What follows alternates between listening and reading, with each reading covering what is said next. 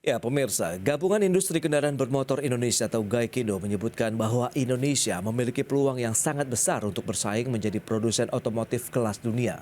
Hal tersebut tercermin dari tahun 2021 lalu, di mana Indonesia mampu memproduksi mobil, khususnya sebanyak 1,12 juta unit.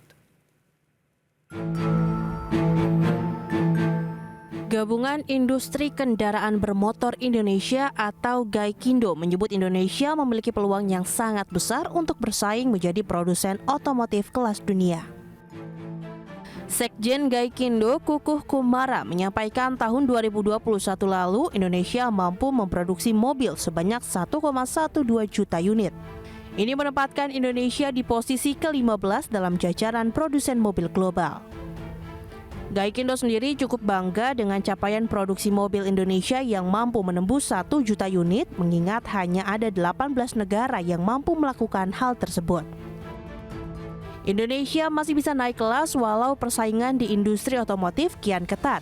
Seperti diketahui, industri otomotif Indonesia memiliki sejumlah kekuatan yang dapat menopang kinerja sektor tersebut. Di antaranya adalah pertumbuhan ekonomi nasional yang diperkirakan tetap stabil di level 5% secara rata-rata sampai tahun 2024 dan pembangunan infrastruktur yang masih terus digeber oleh pemerintah sehingga timbul permintaan terhadap kendaraan bermotor roda 2 maupun 4. Dari Jakarta, Tim Liputan, IDEX Channel.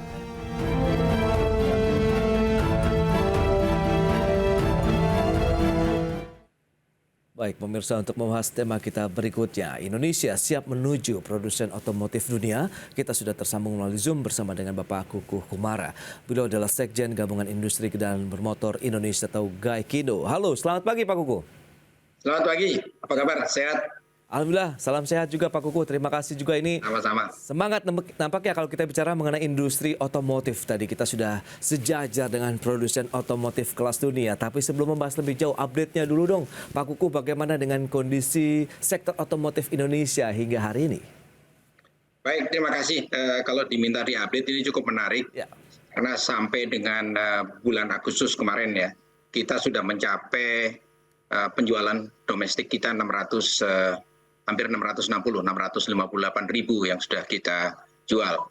Kemudian yang menarik lagi juga kondisi ini ditambah dengan kemarin pameran Gias yang cukup meriah di bulan Agustus di Jakarta dan disusul baru saja selesai di Surabaya.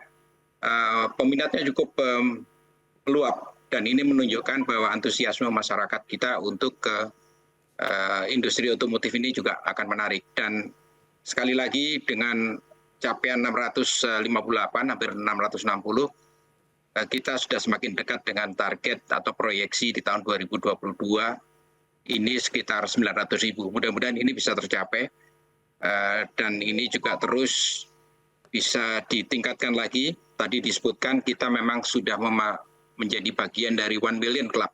Okay. Produksinya sudah 1 juta unit setahun. Dan kita memang di posisi 15, inginnya kita bisa meningkat dan persaingan cukup ketat dari 18 negara tadi. Demikian, Mas. Baik. Tapi kalau kita lihat agar Indonesia bisa berpeluang begitu menjadi produsen kelas dunia yang tadi sudah di posisi 15 ini, persyaratan apa saja yang harus dipenuhi ini, Pak Kukuh? Ya, jadi persyaratannya sebagian sudah dipenuhi. Satu adalah kapasitas produksi kita cukup memadai. Saat ini ada kurang lebih 2,4 juta unit kapasitas yang terpasang di Indonesia. Sejauh ini belum dioptimalkan secara penuh. Sebelum pandemi, utilisasinya di kisaran 53%, yaitu kita memproduksi sekitar 1,3-1,4 juta unit setahunnya, di mana 1,1 untuk kepentingan domestik dalam negeri, kemudian sisanya diekspor.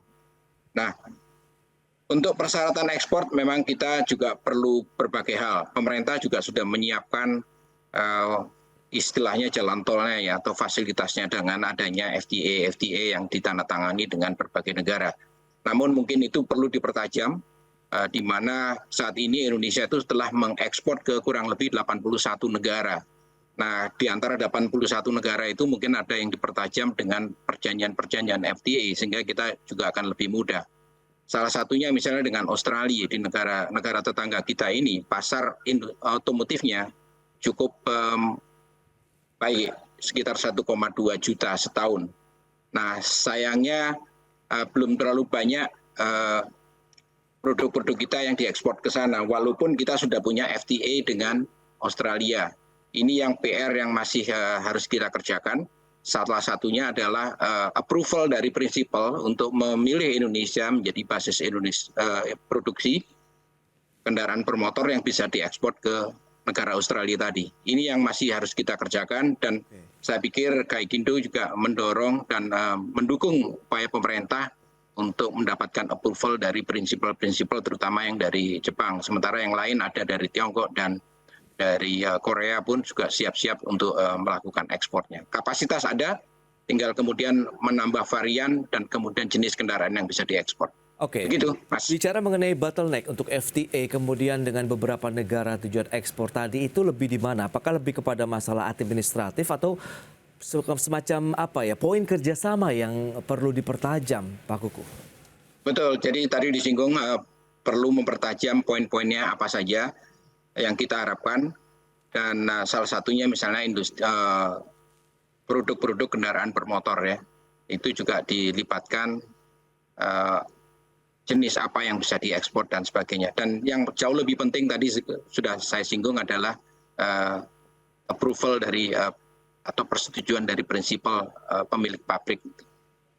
Memang sejauh ini mereka belum memberikan izinkah atau bagaimana, Pak Kuku? Ya, memang tidak sesederhana kita mengekspor barang-barang yang bisa dijual dengan putus ya. Oke. Kalau kita menjual kendaraan itu tidak hanya sekedar menjual fisiknya, tapi kemudian kita juga menjual jasanya. Dalam hal ini adalah pelayanan after sale service-nya. Oke. Itu juga menjadi kunci. Jadi kita tidak bisa menjual kalau di sana tidak ada kesiapan dealernya, kemudian after sale service-nya. Ini yang membedakan industri otomotif dengan produk-produk yang lain. Demikian. Oke, tapi kalau kita bicara mengenai after sales begitu, apakah perlu ada kerjasama dengan mungkin perusahaan lokal begitu, entah di daerah mungkin di Australia atau beberapa negara lainnya begitu, untuk bagaimana memperkuat lagi nih jejaring dari after sales, karena kita di Indonesia kan sudah cukup kuat begitu dari Sabang sampai Merauke. Apakah bisa diadopsi atau terbentur dengan regulasi yang berbeda? Ya, tentunya regulasinya dari satu negara dengan negara yang lain berbeda. Namun kembali lagi itulah wilayahnya prinsipal. Mereka yang punya brand, mereka juga pasti akan menjaga kualitas, menjaga namanya dan sebagainya. Ini yang sedang dipersiapkan. Oke. Kalau kita sudah mampu memproduksi kendaraannya, memungkinkan atau tidakkah itu untuk diekspor ke negara-negara tertentu. Nah, kita ternyata kan sudah mampu mengekspor ke 80 negara, 81. Yes. Ini yang kita upayakan saat ini bersama dengan pemerintah. Kalau bisa variannya juga ditambah, karena apa yang diperlukan di Australia, di Amerika Selatan mungkin sedikit berbeda dengan yang ada di Indonesia.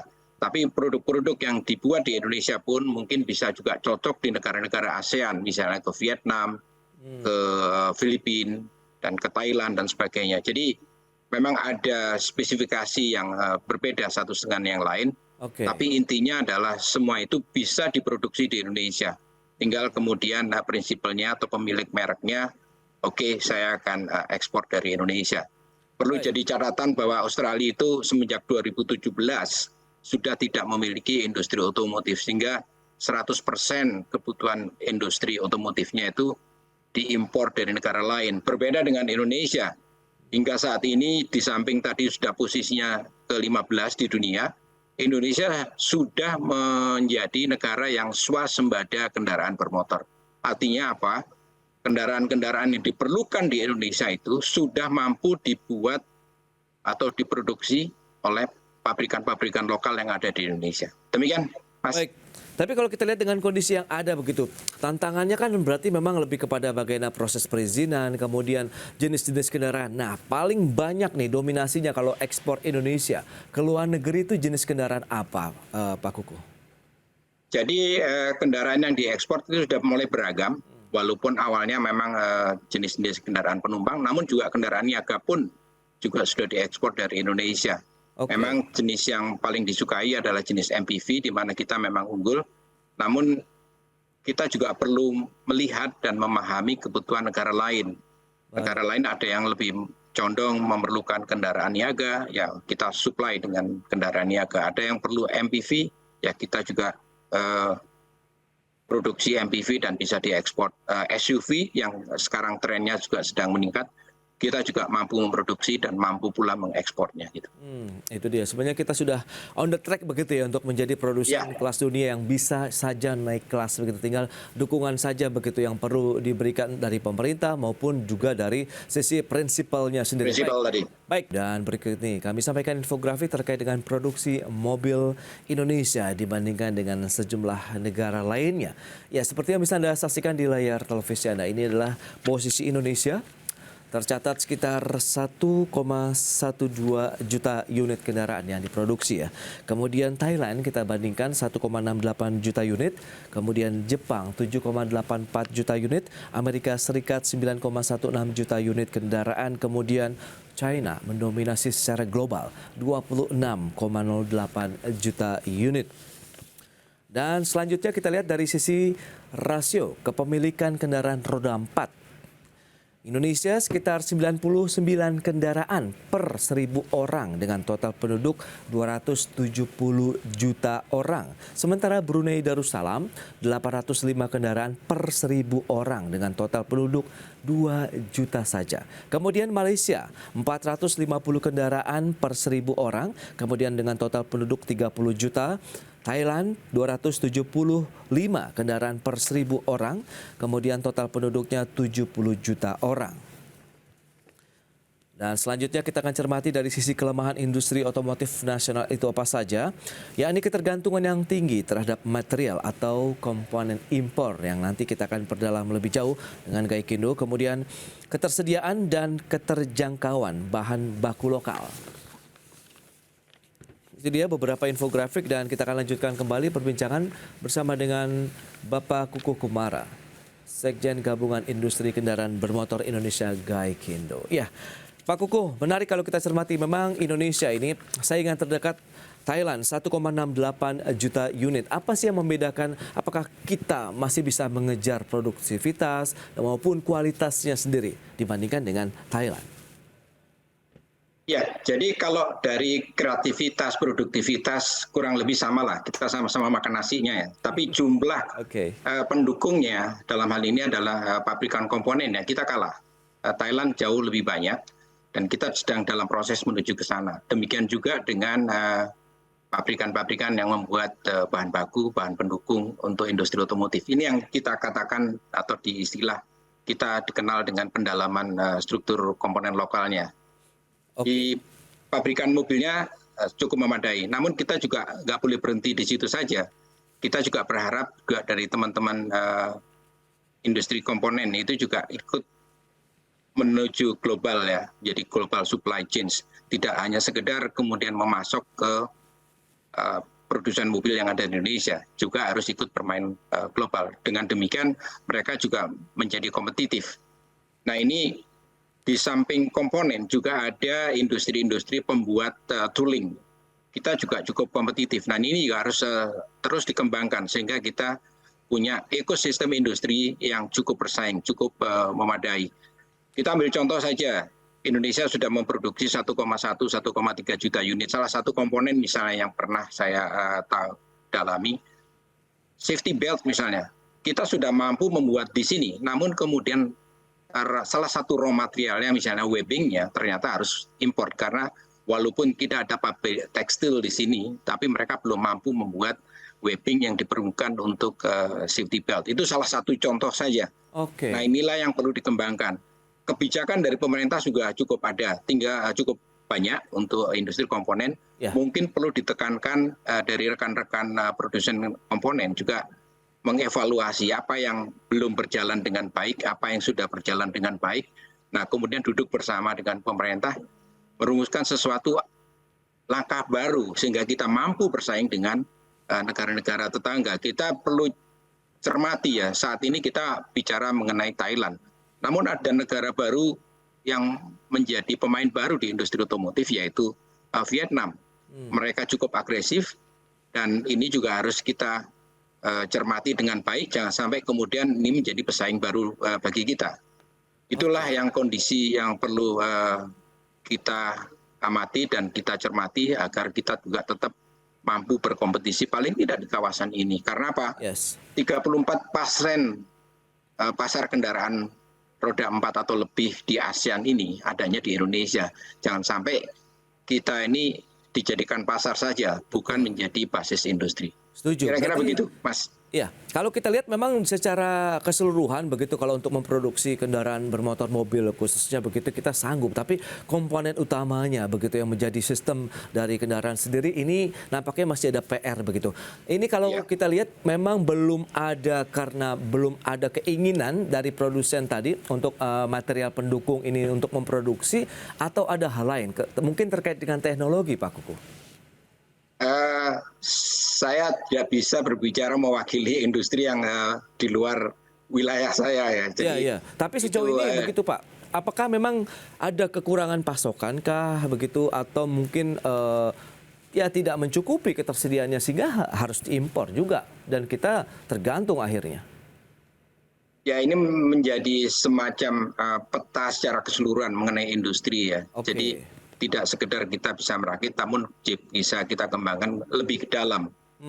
Kalau itu bisa dikembangkan lebih dalam dan bisa dibuat di dalam negeri. Contohnya saja misalnya Ya. Indonesia punya bahan baku untuk pembuatan ban karet ya. Nah ini industri ban pun harus dikembangkan. Nah, akhirnya kita mampu membuat ban apapun juga teknologinya karena raw materialnya ada di sini. Seperti halnya dengan saat ini yang kita bicarakan mengenai baterai untuk electric vehicles ya. Betul. Kita punya nikelnya dan saat ini telah dilakukan kebijakan atau langkah-langkah agar industrinya itu dibuat di sini, termasuk komponen-komponen terkecilnya. Ya, ya. Demikian juga tadi disinggung mengenai kelangkaan semikonduktor ya. Betul. Nah, itu juga harus kita petakan. Jangan sampai kita udah bikin mobil, kemudian salah satu komponennya saja tidak ada, ya kita nggak bisa jalan. Pernah kita singgung misalnya pada waktu kita kemarin sedang ada pandemi dan ada pembatasan mobilitas. Industri mobilnya diizinkan untuk beroperasi karena itu sebagai industri strategis ya. Ya. Tapi kalau komponennya nggak bisa bikin karena ada pembatasan mobilitas, kita kan nggak mungkin bikin mobil tanpa kursi gitu kan, karena Oke. pabrik kursinya lagi down ya, lockdown nggak boleh Ya, beroperasi. lockdown dulu. Oke. Nah, baik. Lantas kalau kita bicara mengenai tadi ada grafis juga yang disampaikan rasio kepemilikan kendaraan kita ini masih cukup rendah, 99 kendaraan per 1.000 orang. 1.000 penduduk. Nah, itu dia. Apa yang bisa kita cermati begitu Pak Kuku? Begini, jadi kadang-kadang kita hanya melihat fotonya itu di perkotaan ya. Oke. Secara keseluruhan penduduk kita kan 270 juta. Betul. Memang kita sempat dulu ada ketertinggalan, mobilnya sudah diproduksi tapi panjang jalannya tidak memadai. Nah ini sekarang sudah dikejar dengan adanya infrastruktur ya, proyek-proyek infrastruktur. Jalan tol sudah makin banyak, demikian juga jalan-jalan biasa.